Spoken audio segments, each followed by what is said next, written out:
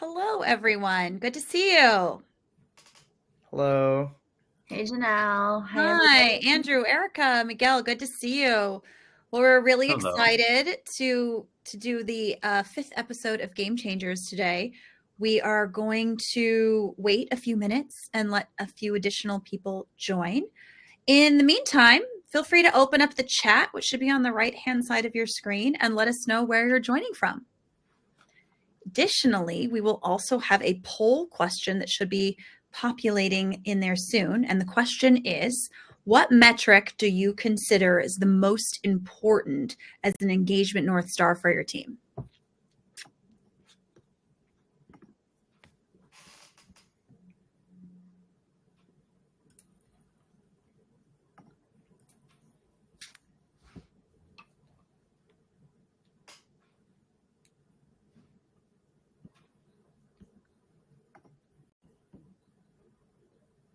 All right, we've got a few people joining.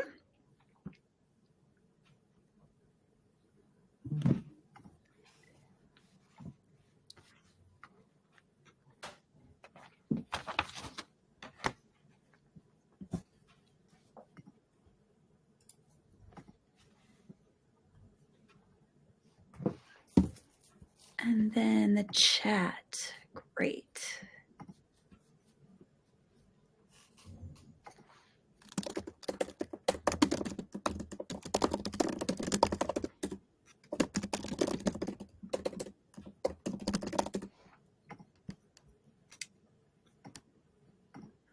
Okay. Let's give everyone just a few more minutes to join us.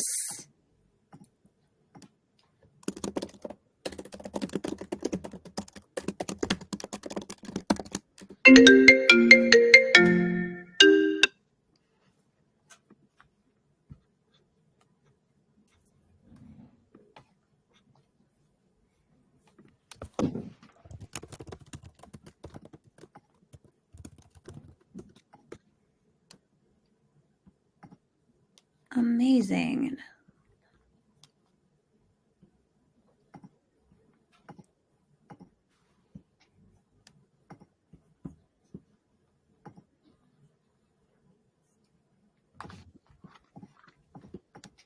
Okay, well, with that, I think we can go ahead and get started. I see we've got a few people joining us, and I'm sure we will have more. But now that we're a few minutes in, wanted to welcome everybody to our latest Game Changers episode 5, entitled Enhancing Engagement: Strategies for a Better Digital Experience. This is our 5th episode, the second one I'm hosting, and I'm really excited to be here with an amazing panel today. And if this is the first time joining us or being on our panel, what we're doing is a multi-themed, multi-episode series, and today is our 5th, and we're talking about enhancing engagement strategies for a better digital experience. If you have peers or colleagues that would like to join the series, please share the registration with them, a registration link with them. I can go ahead and drop that in the chat for everyone. And as a side note, we will also be doing some live Q&A at the end. So if you think of any questions for the panelists or for myself or for anyone really, drop those in the chat and we will make sure that we have time to cover them. All right, so let's move on to our next slide. This is the exciting one. I'd like to welcome everybody here today. My name is Janelle Henry, and I've spent the last 20 years leading global teams through various changes and stages. I spent 7 years at Microsoft, 13 years at Meta, formerly Facebook, and now I am head of people at RadAI, which is a generative AI technology healthcare company.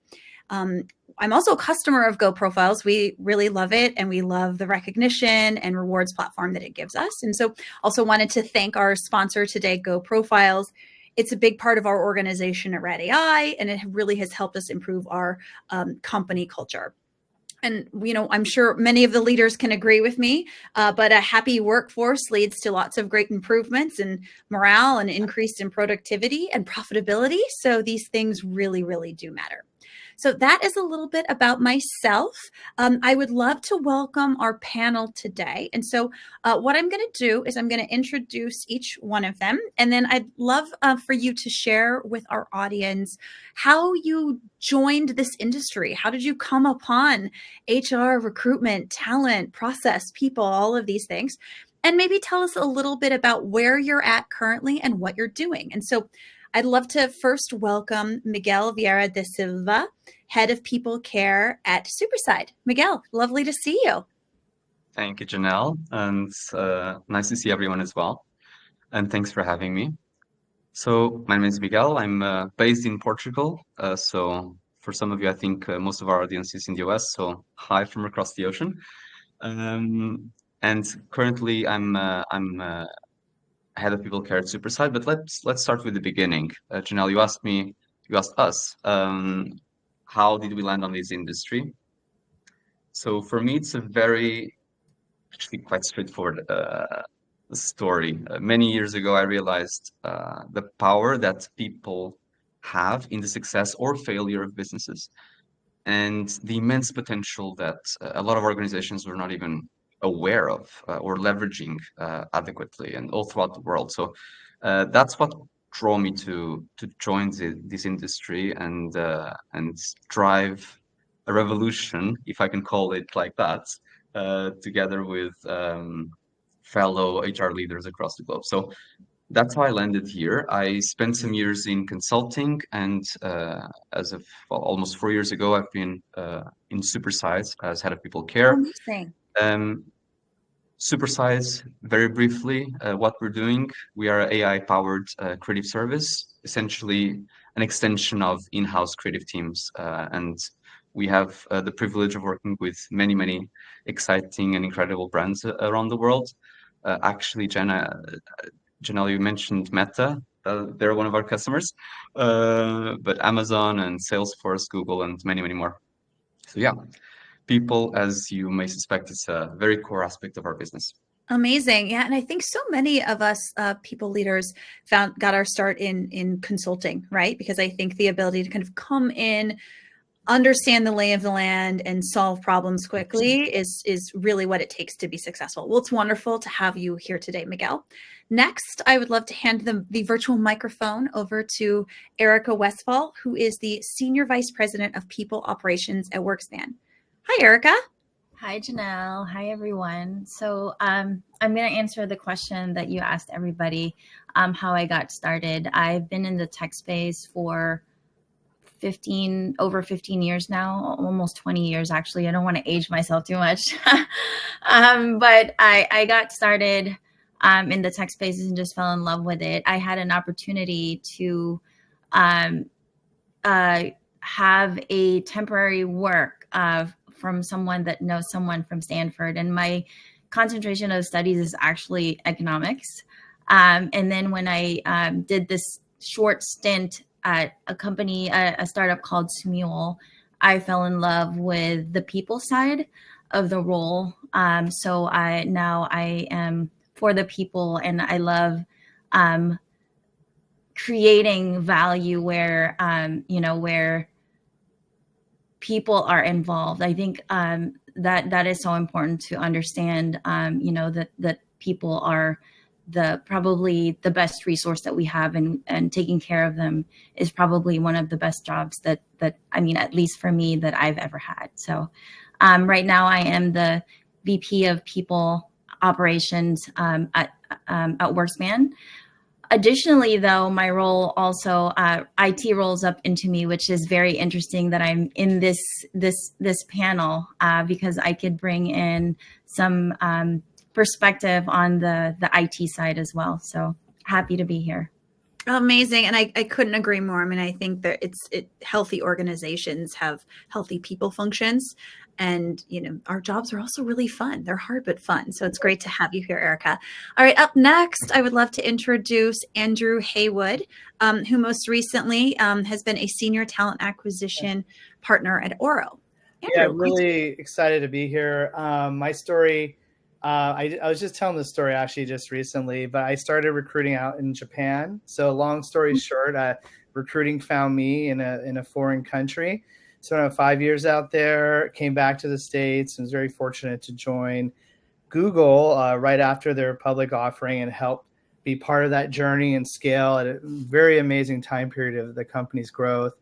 After about 4 years, I ventured into the startup world, helping build different startups at different stages, companies like the Twitters, most recently Roblox as well, Rocket Fuels, and other startups that had different type of exits, different challenges. And all of my angle really is on the talent side, how the evolution has been, what I've seen recently, the tools that have evolved and how to engage the talent, also the employee base, onboarding. So it's a really exciting time. I remember when I used to be part of a group in the Silicon Valley, we were running events and whatnot. And our last event before COVID is actually about working remotely. And then ironically, How ironic. yeah, Andrew. COVID hit, and then here we are. So excited to be here. Great. Well, it's great to meet you. And thank you, panelists, for the really thoughtful and warm introductions. So let's get into some conversations, shall we? So today, can everyone still see? Let's see. Wonderful. All right. So here's a quick look at today's discussion points. We are going to be covering how to personalize digital tools to align with individual employee needs, how we can foster a culture of collaboration through communication platforms, which I definitely would love to hear some great answers on, the importance of regularly gathering employee feedback, streamlining workflows to reduce friction and boost productivity, and how to provide training and support for employees leveraging digital tools. And so for everyone listening in, please remember any questions you may have, you can drop in the chat during the webinar, and we'll make sure to pass those over to the panel. But before we get into a couple of these questions, Miguel, if you're okay with it, I'd love to ask you a question. I know in some of our prep sessions earlier, you had mentioned that engagement's been a really big focus for Superside over the past few quarters. Do you mind sharing a little bit more with the panel and the audience around what you all have been doing to improve engagement and any results from it?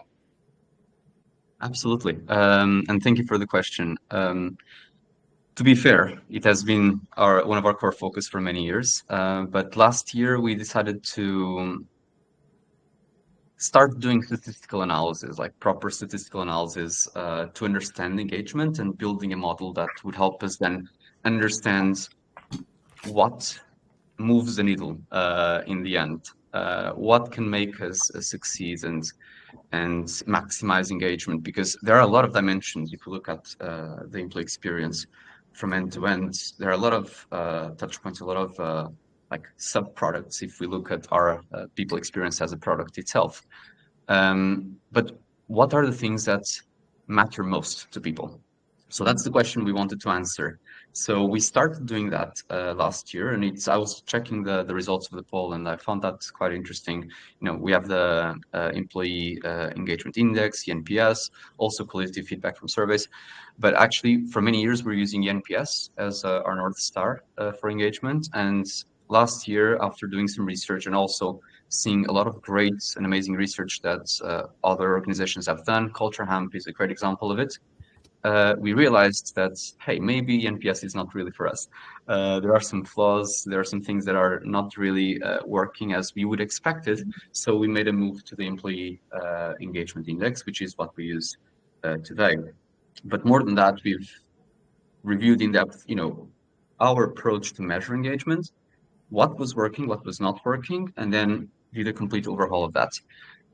So some of the meaningful achievements that we've done so far is quite a significant improvement of our old model versus our current model. The R squared improved from 0.5 to 0.72 this year, which is amazing. It means essentially what we're measuring explains at this point 72% of EEI.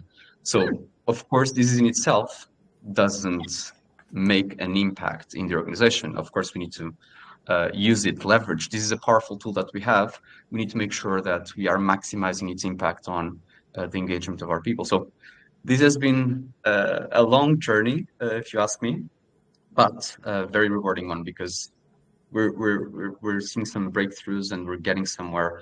And sharing just briefly some of the key findings that we have. the things that truly matter. So answering that question, what we're seeing in the results of our analysis is that things that we know are important, things like being aligned with the vision and the values of a company, things like confidence in the senior leadership of that company to take it forward and achieve success, but also some cornerstone elements of motivation, like autonomy, like ability to drive your career forward, the purpose of what you're doing. So these are all things that we knew that were important, but actually having data to demonstrate that actually this is what makes it or break it in the end for engagement was absolutely fantastic for me. So yeah, that was our journey so far, and of course we have still a lot more to do. That's great. And you brought up a really interesting point. Our company is working on our annual engagement survey. And one of the things that I've learned is there's so many questions you could ask people. But if you're not really willing to do anything about them, it's just data, right? It can get so easy just to sort of consume massive amounts of data and information. But you really have to understand what matters to people and what are you actually willing to change or move the needle on. Otherwise, it feels pointless to be asking those things. So thank you so much for that. So, all right, we've got our panel here. We've got our questions. I'm just going to open them up to anyone who is feeling particularly passionate about any one of these. But the first question is, what are the biggest challenges that the panelists see that HR faces in building an engaging digital experience for employees? Yeah, I'll jump in. Right. I was going to say that, Miguel, what you said is really interesting. Just going back at Roblox, one of their big things was feedback is a gift. So kind of getting feedback, but acting on it was a big thing. And that really resonated to me. And some of the things I've seen, user adoption, are they actually using certain tools? That could be challenging. How do you engage the employee base, especially if it's hybrid or if it was remote prior? Maintaining that engagement. There could be communication gaps. And to your tool, Miguel, measuring effectiveness. So these are some of the challenges, seen especially as COVID started and things evolved. And now, since we're getting more into a more hybrid type model, how do we balance these things out? Some companies are asking for employees to come back to the office. Some are a little more flexible, some are not. So these are some of the challenges I see. And how do we engage the employees that are remote versus not remote, for instance? Yeah. And I think additionally, the tool proliferation is something that we look at WorkSpan as well. So we do like a biannual review of all the tools that we have. And then there has been so many times where we've seen redundant tools, right? And so it's a part of this too, is making sure that you're streamlining all the tools that you have, because more is not more for tools. I think, the stance and the posture that we take at WorkSpan is simple is better, and more tailored to employee persona is better. So yeah, that is also, and I think going back to, post-COVID, I think there's no going back to, are these tools necessary, or are these, like we are a very Slack-centric company. So all of our communication happens in Slack, and Miguel is laughing because I'm sure they are the same. And maybe Andrew, you have the same experience as well. So making sure that all the tools are integrated in Slack so that there is alignment and transparency within the organization is so important as well. Yeah, that's a really great point. And I think probably as people leaders, every single day, our LinkedIn inboxes are filled with, I have a tool for you. You should get rid of everything else. Try this. Oh, and it doesn't fit with this one. And oh, you needed to have signed up here. We're in such an interesting period, I think, in our industry where there's so many options. Dare I say, are there too many options? Right. And to really understand, I think, and be successful with the tools, you have to know what kind of problems you're solving for. I'd be curious, does anyone have any opinions on how these challenges kind of vary for those of you who work in remote, hybrid, or in-office teams? Yeah, I was gonna, yeah, I'll jump in again. I think it does vary. So previously I was fully remote. And I think, with that being said, I relied heavily on the Slack communication, obviously the video calls, Zoom calls, and really try to balance out what really mattered, what didn't matter, what was a noise, be more efficient, be intentful as well with my communication. Versus being in office, even hybrid, you can get things done really, closely, go to your neighbor or your coworker, get some question answered, a different type of feeling. So being remote, you definitely have to be more intentful, Sure. strategic, be more efficient. Absolutely. All right, great. Thank you. So next question, how can HR leaders tailor the digital experience to meet employees' diverse needs? I can jump in. Great. Thanks, Erica. So at Workspan, we have a standard stack for each employee persona that we review constantly. And then if we need to iterate or add new tools, like for example, a really good example is we're doing right now, we're doing two things. So we're streamlining a lot of our tools through our HRIS. We use Rippling. And so we're trying to use the solutions that are within Rippling, so it's streamlined in one tool. But then also adopting new tools is another way of kind of like, giving you a chance to review the tool stack that you have right now for each persona. We're adopting, obviously leaning heavily into AI. So we've just, shout out to Sybil, who we are in the process of procurement and testing. And so all the tools that we're adding, obviously we needed to have use cases from people that are wanting to add the tool, so that we're not just adding tool just to add a tool. So that's kind of what we're doing right now, is making sure that these tools are tailored to each employee persona. Not even just departmental, but persona, like external facing versus internal facing and all of that. Yeah. That's great. That's really interesting. And I think to what you're doing, every company needs to kind of look at the tools that they were using the previous year, and were they efficient? Were they not? What can we scrap? What can we maybe bring in? To your point, Janelle, there's so many things out there now, especially on the AI side. What's going to work for your company? What's not is a big question, especially going to 2025. What is that tool that will be most effective? So it's a big question, I think, for everyone in general. Yeah. Just to add one thing, fully agree with what both of you said, and Erica, that resonated a lot with us as well. I think flexibility is key. And in the end, being able to have a tool that is able to adapt to the different needs of different people, because in the end, diversity is a reality across the board. And just giving a very small and to some extent basic example, of course, Slack, because like Erica, we are very much Slack centric, but simple things like how people communicate, adapting to different styles. Some people are comfortable communicating in writing, some people not so much, and they can just record an audio and or a short video, and then we get the other face of the coin. I mean, some people don't like watching or listening, so but there are transcript solutions. So making sure that people are able to do their best work in the way that enables them to do so is more and more key. Yeah. Yes. Yeah. Additionally, Jen, I don't know if you want to move on to the next question, but I just want to hear more.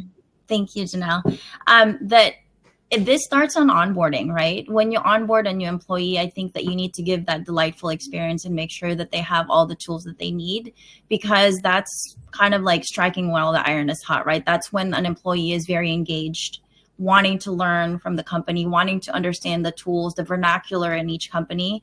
So making sure that there is like a not necessarily a white glove, but an experience where they have the interface with IT and making sure that they have all the tools that they need the time that they're being onboarded and enabled is also really important, right? To make sure that they understand how the tools are being used. And each company has their own culture on the way they communicate or the way they socialize, the way they, where is their one source of truth, and just making sure that you inculcate someone from the very beginning so that they understand what the culture is and how these tools are being used for their own persona is also really important. Yeah, I think that's a great call out.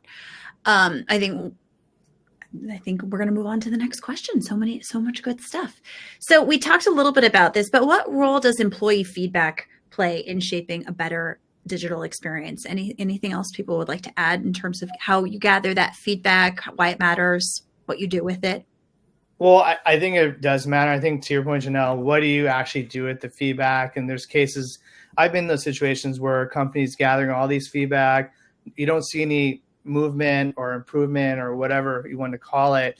I think it's super important. I think, for example, my experience at Roblox, as things were evolving and growing as a company, there was feedback on, personal growth and development within the organization, trainings and these kind of mechanisms. And, they developed a mentorship type of internal process where you can talk to someone in a different field, or say you want to be a better manager. They have a mentorship program to help you develop that. They provided platforms like BetterUp, for instance, and all the talenting like Social Talent or LinkedIn Learning.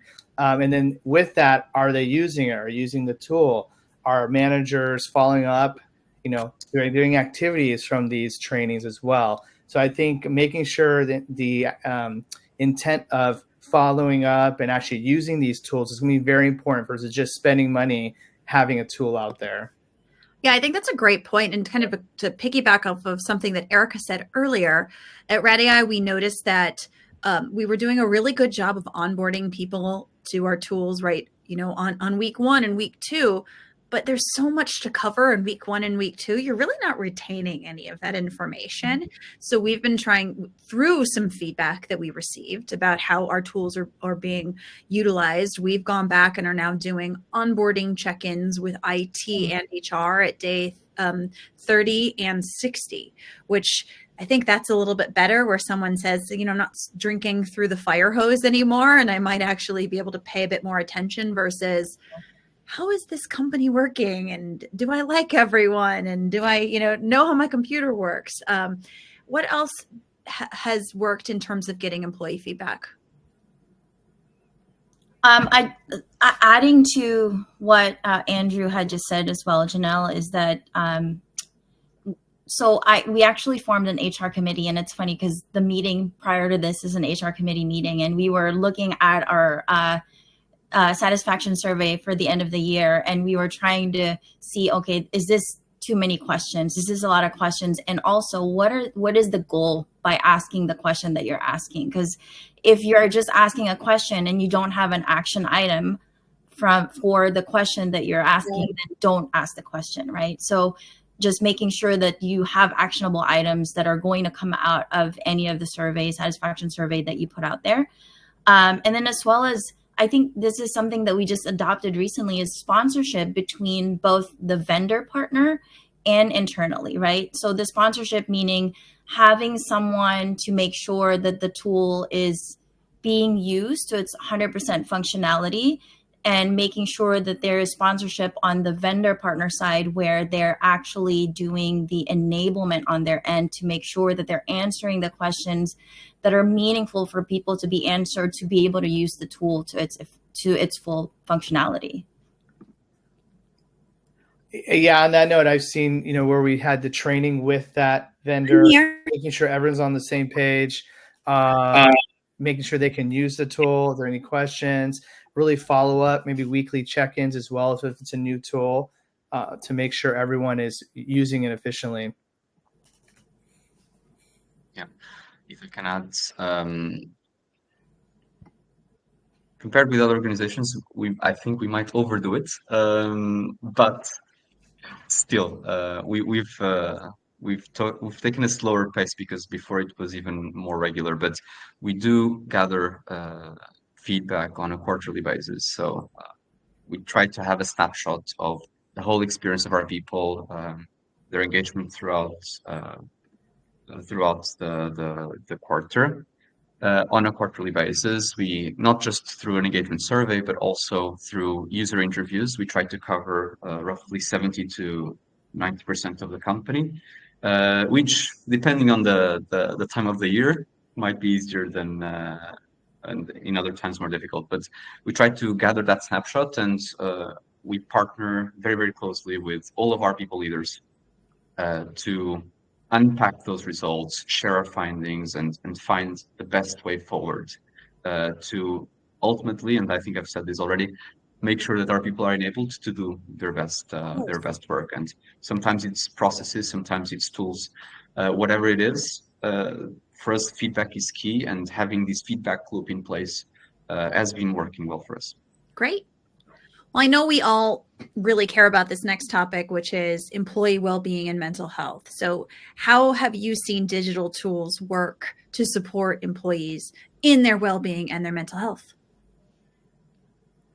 Yeah, I think that having the option of using certain tools, like say Calm or Headspace for employees, for instance, or even having mental health days, companies were doing that, especially during COVID. As it's a very stressful era in society, as well as working remote and everything's new.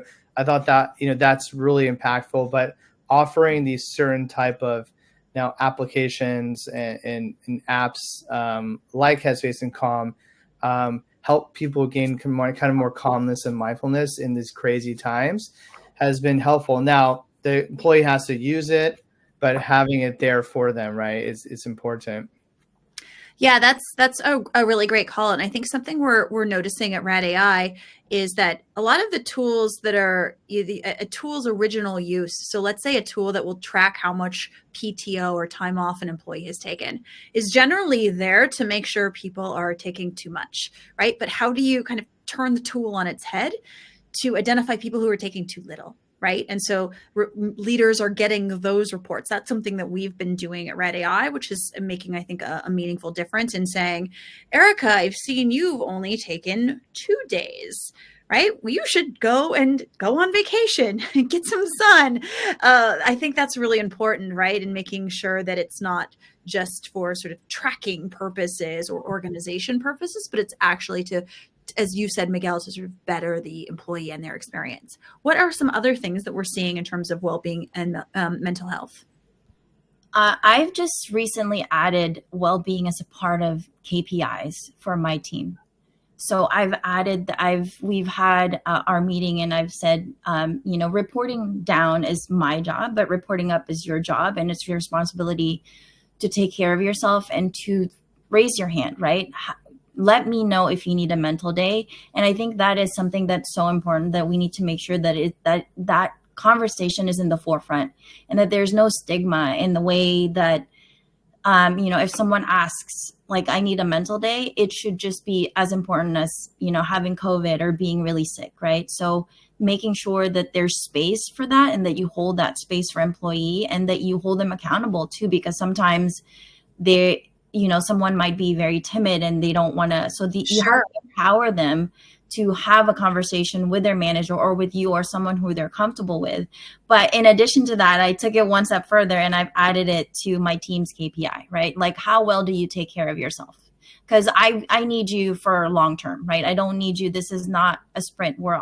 This is a marathon. Mm-hmm. So I want to make sure that you slow down, slow your pace, take care of yourself.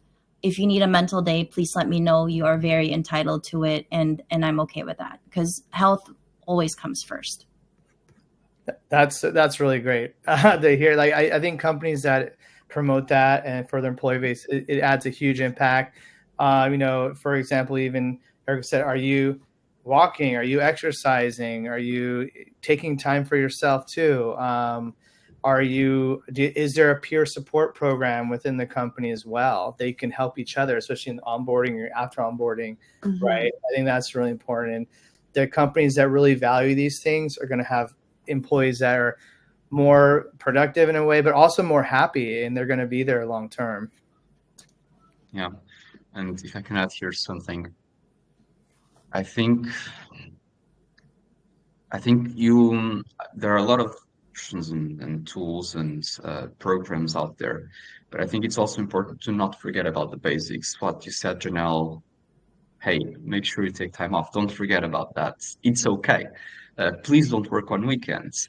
It's okay to log off, and please mute Slack when you leave work. Those small things, small gestures, making sure that we are hiring enough people to have the capacity that we need for the customer demand that we have. So all of those things are extremely important and foundational, making sure that we have psychological safety within the organization for people to feel comfortable being vulnerable and looking after themselves. I think in that sense, communication plays a huge role, communication and expectations. Yeah, that's great. Thank you, Miguel. And it kind of dovetails into my next question, which is how has the shift to a digital workplace influenced your team collaboration and communication? Sounds like you had an opinion there. If you'd like to iterate a little bit more, or anyone else jump in. Yeah, I'll let So Miguel. in our case, well, in our case, we're fully remote. So, and we've been remote since day one, since 2015. We kind of got a momentum with COVID when it became normal to be remote, and that was actually great for business. Of course, not great for the world and for people's health, but in the end, it did unlock a lot of doors business-wise.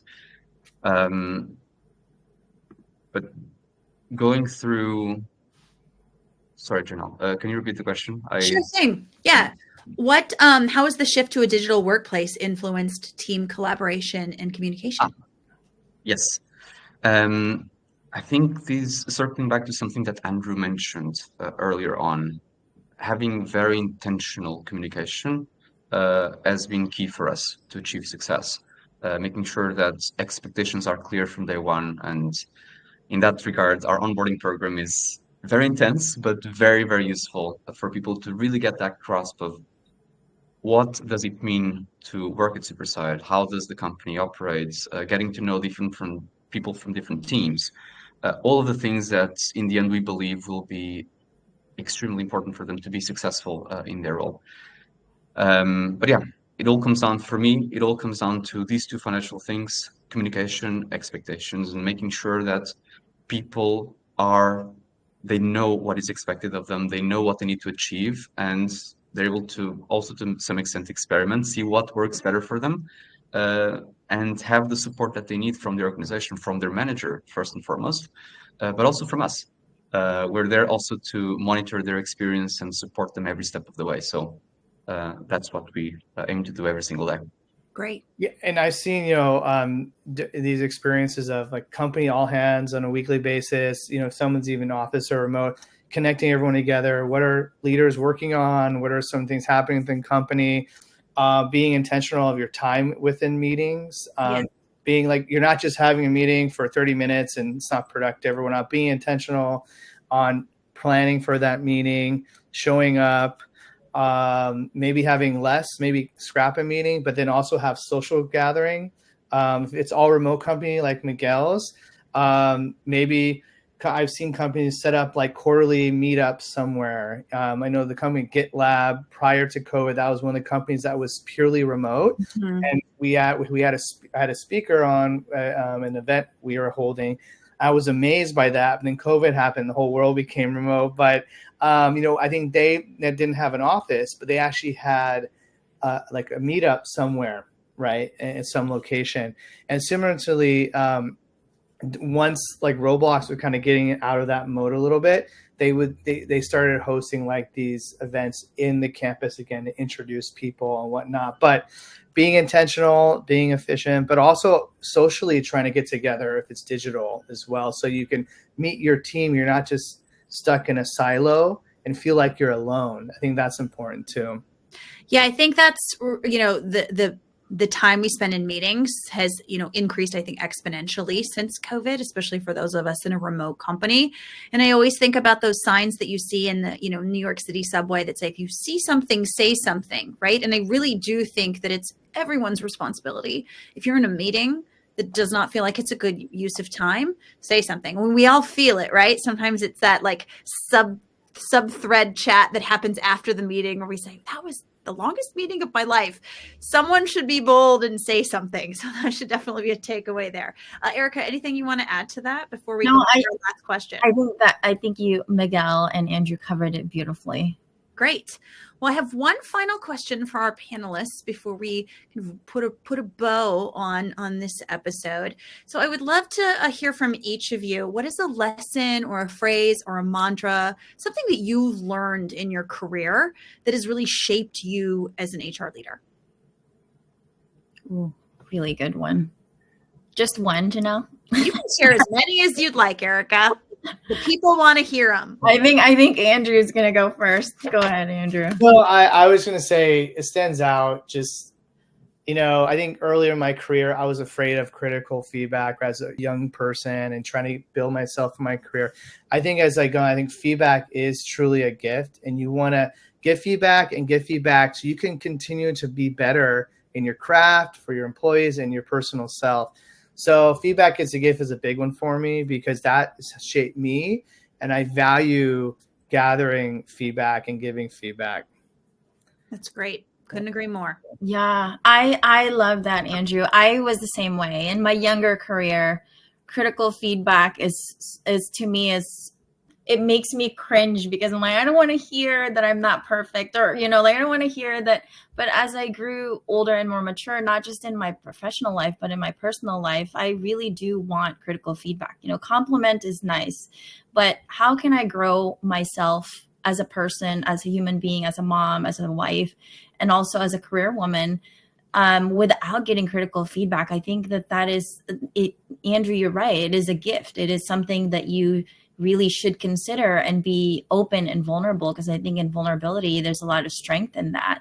But then also I believe in karma, like career karma, right? I think that the goodness that you received, the mentorship that you receive, you should definitely pay it forward to people that need it. So that's the other thing that I always think about is how can I give back? Because I've been very blessed. That's great. Miguel? Two things come to mind when you ask that question. One is happy employees make happy customers. And we cannot downplay the importance that this has. If we want to deliver an exceptional experience to our customers, we need to make sure that we are delivering an exceptional experience to our employees. That's one. And then second, which I think everyone is really tired of listening me saying, is transparency is often the best course of action. If we expect people to behave like adults, we should treat them like adults. And that starts with being transparent, honest with them, and trusting them to do a great job and to succeed and to look out for the best interest of the collective. So yeah, those two things are mantras that I keep close to me all the time.